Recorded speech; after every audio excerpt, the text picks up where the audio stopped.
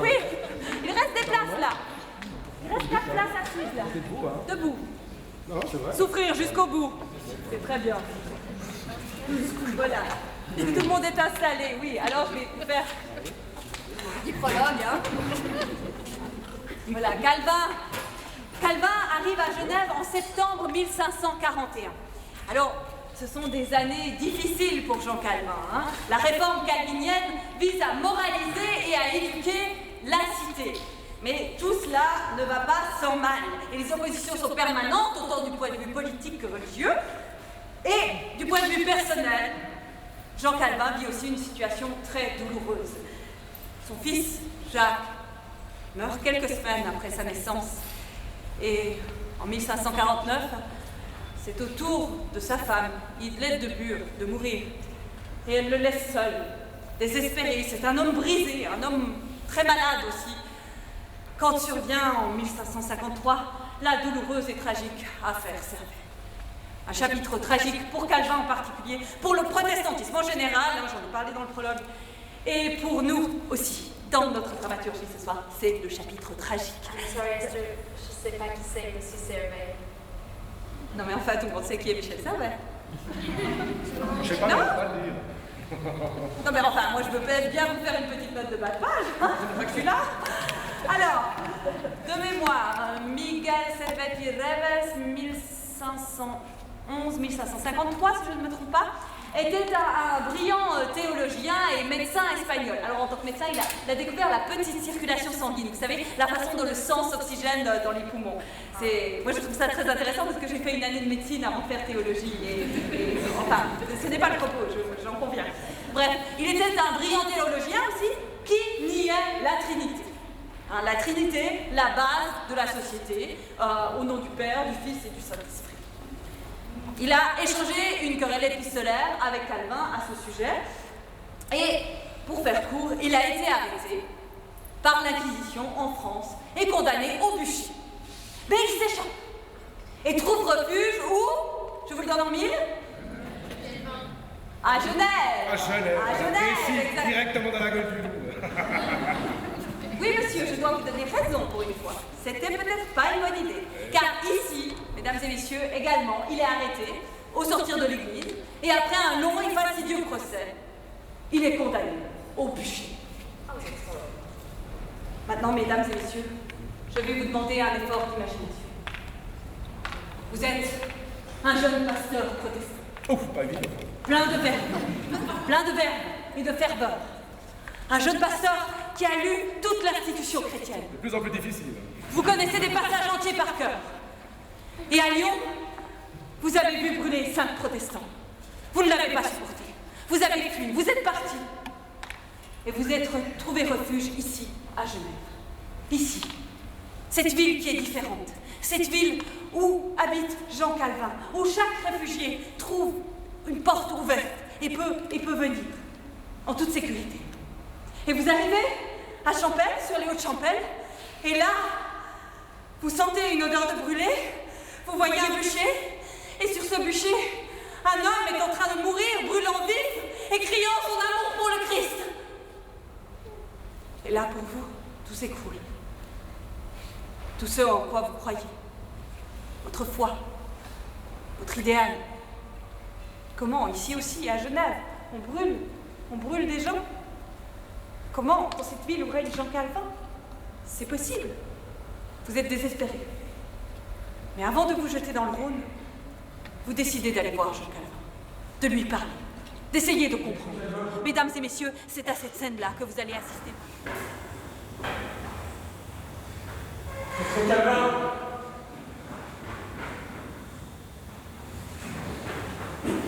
Maître Calvin.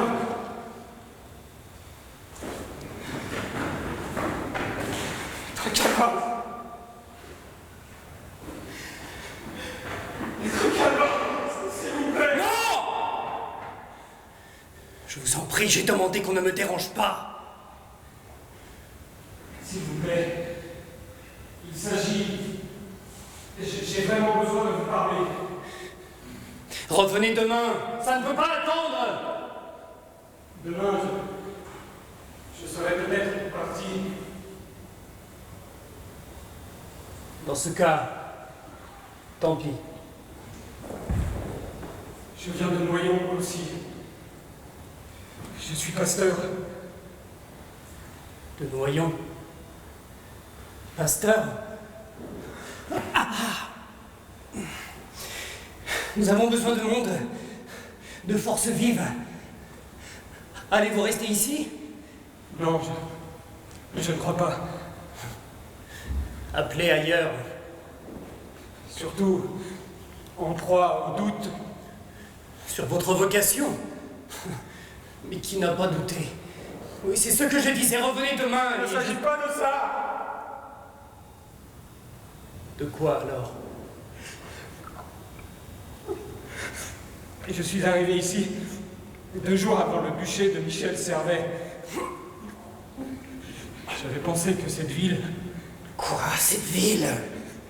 que dans cette ville au moins. Et j'arrive de Lyon. J'y ai vu mourir dans les flammes 5 de nos coreligionnaires. J'ai fui pour ne plus être confronté à ça. Et vous voyez ce que je retrouve. Mais cela n'a rien à voir. Oh Seigneur, faudra-t-il toujours tout recommencer? Comment pouvez-vous comparer la mort de ces 5 malheureux et le juste châtiment de cet hérétique? Il me semble qu'il est dommageable pour nous, pour notre cause, notre foi, de faire exactement ce que nous reprochons aux papistes. Mais eux jugent à tort et à travers tous ceux qui s'opposent au pouvoir illégitime de leur Église. Nous avons condamné après un long procès équitable un dangereux hérétique, un impie. Qui définit l'hérésie? Comment osez-vous? Pour les papistes, nous sommes les hérétiques. Mais les disciples de Luther n'aiment pas ceux de Zwingli et inversement, chaque église désigne ses hérétiques. Comment savoir? Comment être sûr? Ici, nous sommes entre chrétiens, tous acceptent la révélation, tous croient aux dogmes fondamentaux de la foi, révèrent les saintes écritures. Comment juger quelqu'un sur une simple divergence de doctrine? Servet se trompait, évidemment, mais il ne remettait pas en cause. Il suffit! Comment pouvez-vous parler d'une simple divergence de doctrine? Servet niait la Trinité. Certes. Où est l'espérance chrétienne? Si le Christ n'est qu'un homme comme les autres, ou un pur esprit, car cet Espagnol passait de l'un à l'autre avec une facilité incompréhensible. Où est-elle?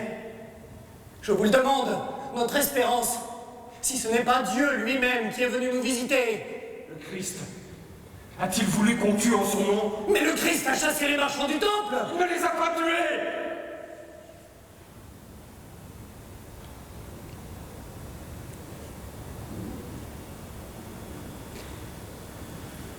La mansuétude du Christ ne signifie pas que tout soit permis. Pouvais-je, en conscience, laisser ce loup entrer dans la bergerie?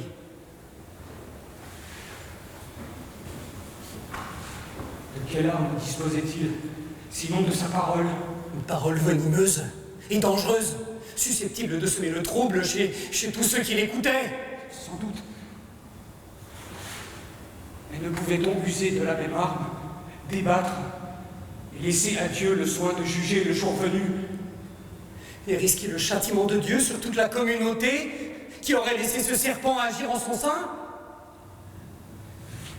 Jésus a dit de ne pas séparer le bon grain de l'ivraie avant la moisson, de peur d'arracher de beaux épis.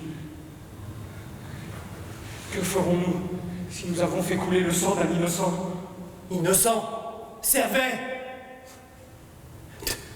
Toutes les églises de Suisse que nous avons consultées ont confirmé sa culpabilité et approuvé le verdict. Qui sommes-nous pour devancer le jugement de Dieu? Je ne remplace pas le jugement de Dieu. Je protège la communauté dont j'ai la charge. Vous disiez que tous reconnaissent les articles de foi essentiels. Eh bien non, justement. Servet les niait. Et c'est bien pour cette raison que l'Inquisition de Vienne l'avait arrêté et allait l'exécuter. Sans son évasion, c'est là-bas qu'il aurait été brûlé. Même si nous avons peu en commun avec les papistes, nous nous accordons tous sur le fait que la Trinité est une seule essence divine. Servet la traitait de monstre à 3 têtes, de Cerbère infernal. Vous Vous avez écrit vous-même qu'on ne pouvait contraindre personne par la force en matière spirituelle, qu'il fallait se montrer bon et clément envers ceux qui se sont égarés hors du droit chemin. Je vous ai lu, vous savez. Ce n'est pas sans raison que j'ai voulu vous rejoindre. Mais la clémence ne peut pas tout résoudre. L'excommunication est une menace qui en fait fléchir beaucoup. Mais elle n'est d'aucun secours dans les cas extrêmes. Qui vous dit que Servet n'avait pas été envoyé à Genève par les ennemis de l'autre foi, dans le but de voir si nous saurions tolérer l'hérésie que tous condamnent? Que vous apporte l'avis des papistes, puisqu'ils sont dans l'erreur? Pas au sujet de la Trinité, je vous l'ai dit.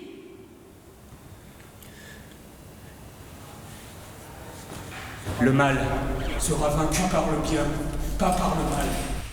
Et où sera le bien? Quand tout ce que nous tentons de faire sera détruit par nos ennemis qui, profitant de notre faiblesse, reprendront possession de la ville. C'est ça que vous voulez? Qu'est-ce que vous connaissez du haut de votre jeunesse? À l'organisation d'une église, à la survie d'une communauté. Bon, laissez-moi continuer. Genève peut devenir un exemple pour toute la chrétienté. Faire avancer la cause du Christ comme jamais encore. Construire une église, enfin délivrée de toute superstition. Débarrasser d'un clergé corrompu, une église qui ouvre la Bible pour chacun. Et je laisserai tout être anéanti par la fête. Si nous, les évangéliques, le sommes, ce que je crois, pourquoi ne pas faire confiance à Dieu et s'en remettre à lui? Et la confiance ne suppose pas la passivité. Il faut se salir les mains, parfois entrer dans l'arène. Croyez-vous vraiment que j'aime ça? Moi, je ne demandais qu'à lire, étudier. Je n'ai pas cherché cette position. Dieu a voulu que je m'y tienne. Et je m'y tiens. Tant bien que mal. Mais qu'on ne vienne pas me reprocher de faire mon travail. C'est trop facile, jeune homme. Facile. Il appelle à la clémence dans son monde sans pitié. Quand il est question de glorifier Dieu, on ne peut souffrir aucune neutralité. Le Christ est mort sur la croix. Il n'a pas usé du glaive. Et moi, je veux empêcher qu'il soit crucifié une nouvelle fois. Je ne suis pas sûr que vous l'empêchiez ainsi. Partez. En effet, c'est ce que vous avez de mieux à faire. Cette ville n'est pas pour vous. Tant que restera incertain pour nous le jugement de Dieu, il ne nous est pas permis de porter un jugement individuel pour savoir qui fait ou non partie de l'Église. Je vous cite. Partez, vous dis-je, avant que je n'appelle. Alléluia.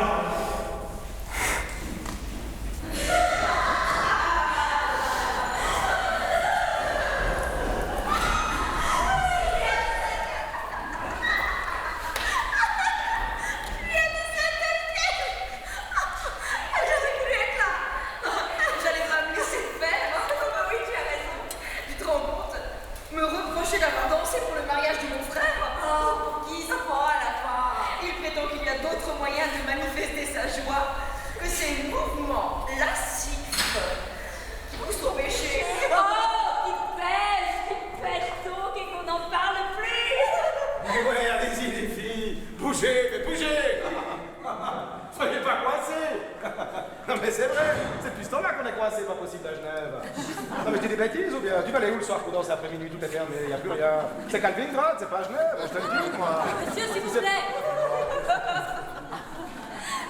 Tu comprends? En fait, Étienne aimerait tellement être pasteur qu'il est pire qu'eux, il fait du zèle. Oh, est-ce que je regrette que Louise l'ait épousé? Je me demande ce qu'elle lui trouve. Le charme français, sans doute. Depuis, elle a changé, elle aussi. Elle approuve tout ce qu'il dit et fait.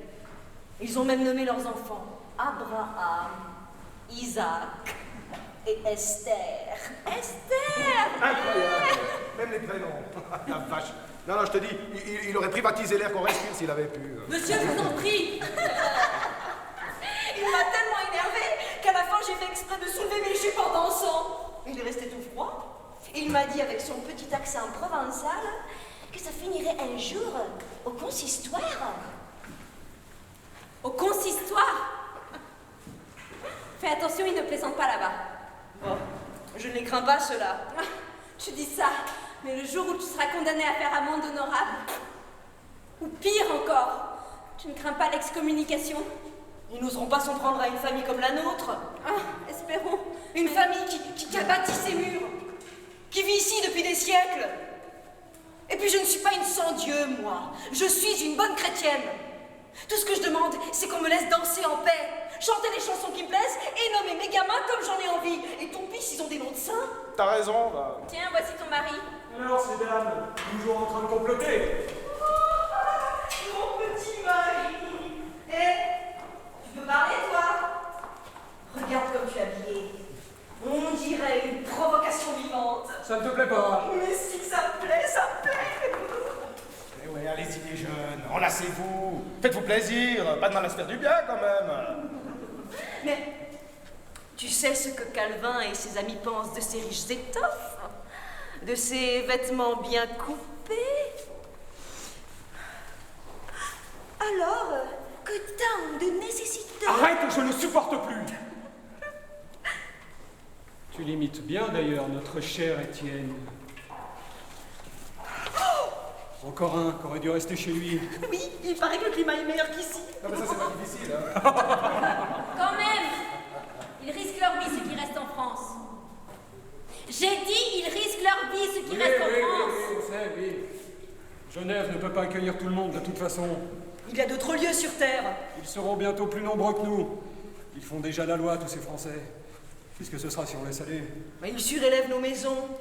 Ils vont bien devoir s'arrêter avant qu'elles touchent le ciel. Pourtant, ils doivent en rêver. De toucher le ciel, de s'y envoler, d'y vivre. On n'a pas le droit de donner des noms de saints à nos gamins, et c'est nous qui devons être des saints. On n'a pas chassé l'évêque pour vivre sous un autre jour. Ils nous volent notre réforme, ces étrangers. Le pire c'est qu'ils ont raison. Tu laisses un peu faire et puis c'est la burqa pour tout le monde. T'as vu en France? Dans 500 ans on se retrouve pour fêter le jubilé romaini, je te le dis moi. Et en plus, ils parlent même pas notre langue. L'autre jour, on s'est moqué d'un groupe de Français qui comprenaient pas un mot de ce qu'on disait. Ils se refusent à apprendre notre patois. C'est ça qui m'énerve le plus. Comme si leur français était supérieur. Ouais, c'est vrai. Il faut espérer qu'aux prochaines élections, les vrais Genevois l'emportent. Oui, mais pour ça, il faudra se battre. Convaincre les citoyens, et vite. Te courant quelque chose? Ça se pourrait bien. Mais quoi? Rien de violent quand Ouais, même. ils se gêneraient les autres. Le dégommer. Voilà ce qu'ils auraient dû faire. Le dégommer. Tous ces intégristes, ces étrangers, on n'en veut pas, allez loin, dehors, dehors. Monsieur, ça suffit maintenant. Je veux bien que vous vous joigniez à nous, mais pas que vous interrompiez n'importe comment, n'importe quelle scène. Le théâtre de rue a ses règles, même tacites. Nous n'avons pas montré ces bourgeois parce que le public applaudisse à leurs propos nauséabonds sur les étrangers. Ah bon, non mais... Vous êtes qui, vous, d'abord? Je suis votre descendante. Et je suis scandalisée par les propos que vous tenez. C'est un peu fort. On a quand même le droit de... Non, justement pas. Pas quand l'enjeu est si important. Savez-vous ce qui serait arrivé si des gens comme vous l'avaient emporté? Je vais vous le dire. Genève serait restée une petite bourgade, bernoise ou savoyarde. Une petite ville de province, sans renom, sans envergure. Une petite ville à l'écart de l'histoire avec un grand H. Mais on s'en moque de l'histoire. Avec tous les grands H que vous voulez lui mettre. Vous, peut-être. Mais vous pensez que tous ces gens-là seraient venus pour vous? Pour vous rendre visite dans vos petites échoppes d'artisans et de commerçants la petite semaine? Une petite semaine, non mais je vous en prie. Mais je suis pas commerçant, moi. C'est à moi qui parle. Pensez à tout ce que ces réfugiés que vous critiquez ont apporté à cette ville que vous prétendez aimer. Ils ont tout quitté, ils vous ont tout donné. Oui, bon, n'en demandez pas tant. Le développement de l'imprimerie avec Robert Estienne, l'horlogerie, le commerce grâce aux relations d'affaires de ces étrangers précisément. Et puis le rayonnement intellectuel, Théodore de Bèze, les fils du grand humaniste Guillaume Budet, Collator Agrippa Ça fait Dominé. longtemps cette liste. Et l'académie. Qu'est-ce que vous en dites de l'académie, monsieur? Non mais ça vous intéresse pas, n'est-ce pas? Mais c'est vrai, c'est tellement vain l'éducation. À quoi ça sert d'éduquer nos enfants, hein? De se battre pour l'éducation de nos enfants? À quoi ça sert de lire la littérature? À quoi ça sert de réfléchir à l'histoire? Notre histoire? Essayer de comprendre d'où on vient, comment une pensée, une idéologie, une théologie ont forgé nos mœurs, nos façons de vivre, de penser, d'aimer, d'agir, mais à quoi ça sert? Le collège, les universités sont la conséquence de la réforme. Ah, mais,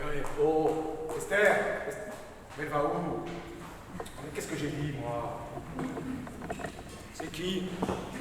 Bah, c'est Esther. Esther. Bah ouais, Esther, la guide du spectacle. La guide. Bah ouais, la guide du spectacle la guide du spectacle de théâtre. Du spectacle. Oui, du spectacle de théâtre. Mais attention, vous allez finir en bûcher, vous, là. Du théâtre, il n'y a pas de théâtre à Genève. Mais si, Hé chérie, t'entends, il paraît qu'il y a du théâtre. Ouais, c'est ça.